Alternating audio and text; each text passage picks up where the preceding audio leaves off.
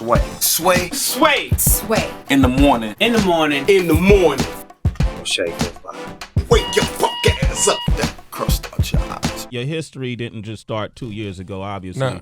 You're part of a really important lineage of artists. You know, you're linked with the Dungeon family, obviously, with Rico being your cousin. And I actually had CeeLo on Rapfix last week, and we talked about the importance of what the Dungeon family did, especially for hip-hop coming from the South. Yeah. I don't say Southern hip-hop. I say hip-hop coming from the South, because it's all under the same umbrella. We just live in different regions. And they broke a lot of doors down, I know, because I was on the radio station in San Francisco, and we were playing all the early Goody Mob, all the early Outkast, so on and so forth. And but he revealed something about you when you were a kid and used to hang out at the studio that I don't think the world knew.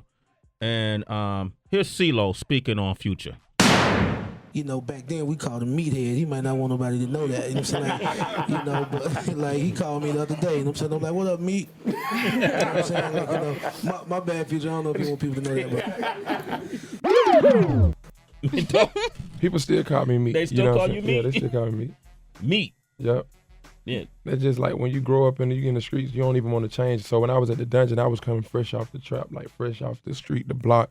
And I didn't want to change my image. I feel like people look at me different, but other people called me Future at the time. I just was straight. I didn't want to stray away from my roots. Yeah.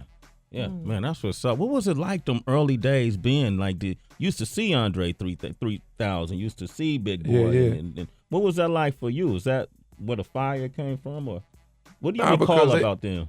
You know, I used to be at the Dungeon with Rico Wade, you know what I mean? When we at the Dungeon and he working on different artists, it wasn't just the Dungeon family artists for us, Dre 3000, Big Boy, CeeLo, they just hang out over there. They wasn't doing music over there at that time. You know what I'm saying? They might come do a verse, or you might don't come back for a year. You know what I'm saying? But I be there every day like I lived at the Dungeon. You know what I'm saying? That's where I live. I live with my cousin. And he worked with different artists from Bubba Sparks. He might be working with Tick, might be working with Luda, he might be working with Talib Kweli, might be working with Snoop. He worked with so many artists, so I got a chance to see him produce on the production side, see how they write, see how they create. But I was so in the streets, I'm just looking for a plug. Whoever coming through there from Cali, like, hey man, who the plug with Snoop? You know what I'm saying? It was just a different time for me. I wasn't focused, you know what I mean? Like I was when I left the Dungeon. When you say the plug, what do you mean by the plug? Hey, somebody to get some money with. Okay. All right. You know what I mean? That's what my focus wasn't all music. And I believe when your focus don't be music, you wonder why you not getting there as quick as you think you can get there, because you got to put 100% in. You put 100% in, you get 100% out. Right. Future hanging out with us. We'll take your calls, 888-742-3345. It's Sway in the morning, only on Shade 45.